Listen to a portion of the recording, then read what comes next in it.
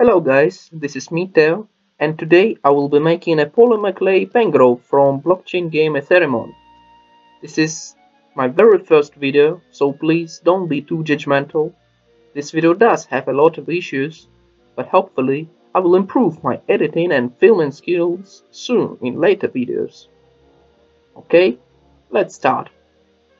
So Pangrove is a big sleepy monster that looks kinda like a panda, a very beefy panda, and it is actually a third evolution of another monster, Pangrove. Although Pangrove was released during the first days of Etheremon in December, Pangrove was introduced only a month ago or so during an update in August. There were about 300 Pangroves, and only 10 of them have been trained long enough to become Pangrove, which makes it ultra rare. And as Pangrove is a Generation 0 mon, it can't be bought or breeded from any other mon, and this makes it and its evolutions even more valuable as a collectible. Some people say there is some kind of a Pangrove cartel in Etheremon that accumulates these monsters to drive their price up because they're so rare and easy to manipulate.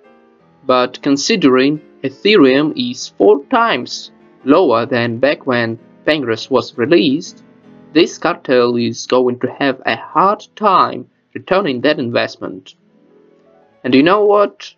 I used to have a Pangrove too, bought during the original release. Well, yeah, actually I got 3 of them, but I didn't train them much back in the old times because training cost was extremely high, Ethereum was expensive, gas prices were crazy with all the ICOs going on, and there was no off-chain mode. So training has become much easier now, but now I don't have my Pangroves and I can get my Pangroves from them. But I have other mons. Well, I can train them. Maybe Pangroves will come back to me at one time, but not today. Anyway, let's get back to sculpting.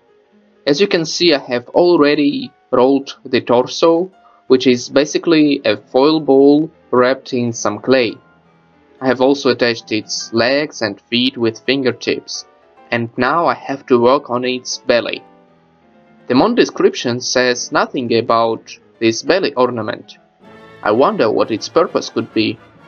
It could be a natural pattern. Maybe Pangrove shoots leaf lasers out of it, maybe not. That would be funny. I have another, much less funny explanation for what it is. Mon descriptions say that Pangrove has kind nature which was abused by poachers, and now Pangroves are actually very aggressive and don't trust people.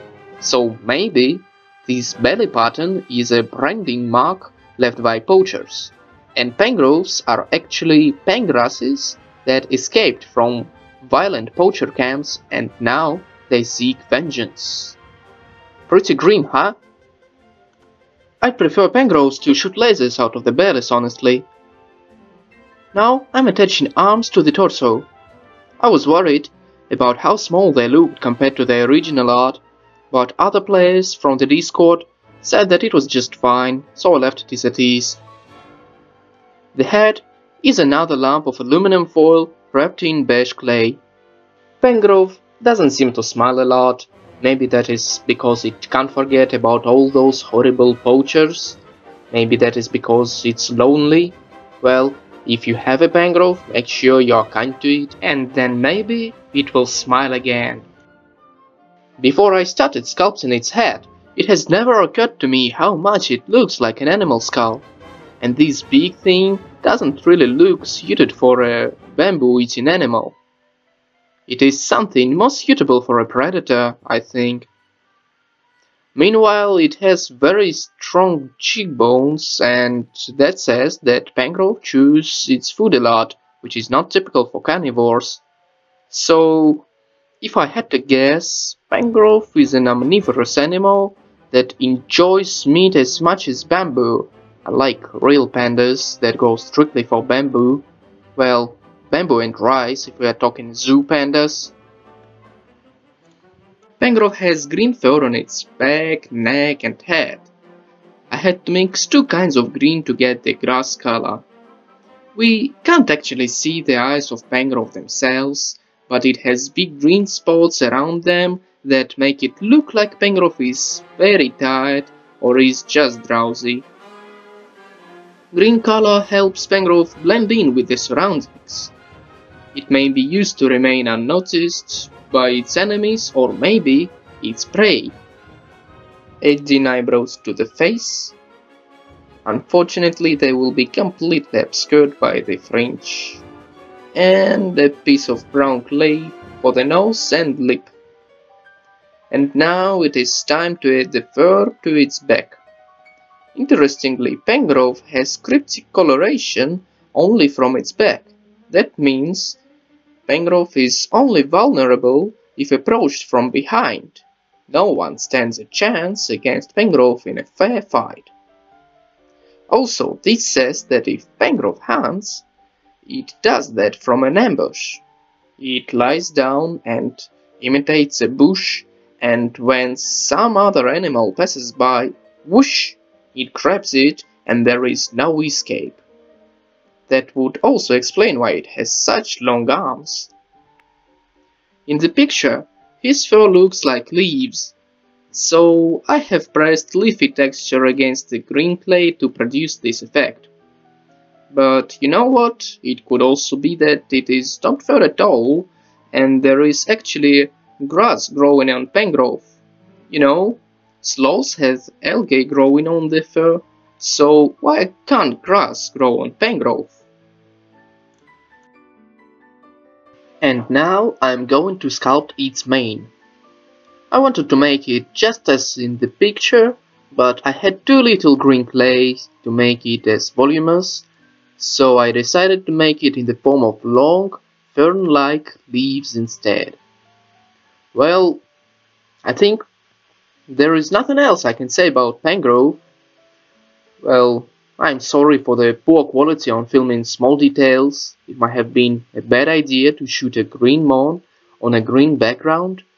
If I ever make another video, I will make sure to avoid this mistake. Speaking of which, I will leave a poll link in the description. Please vote to help me decide what Etheremon I should make next.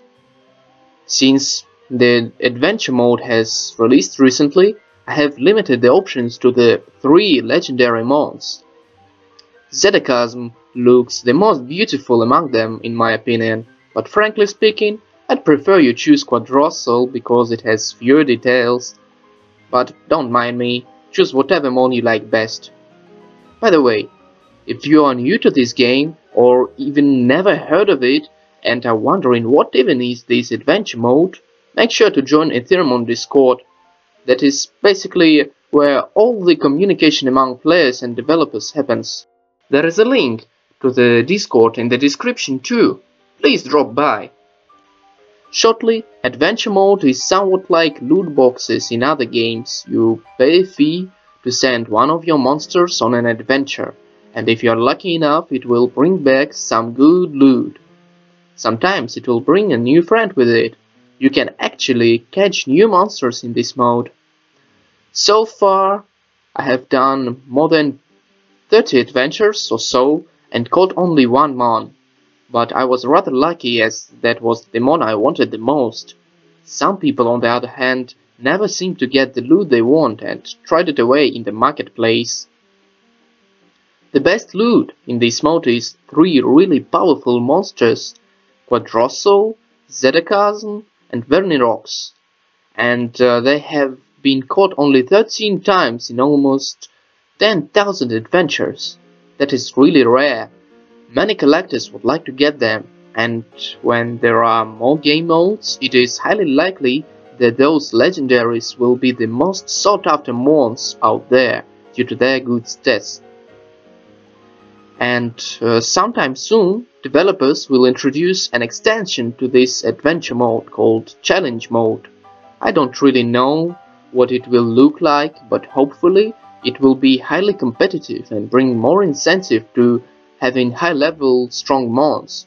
I don't know, maybe there will even be some Ethereum prize for the strongest competitor.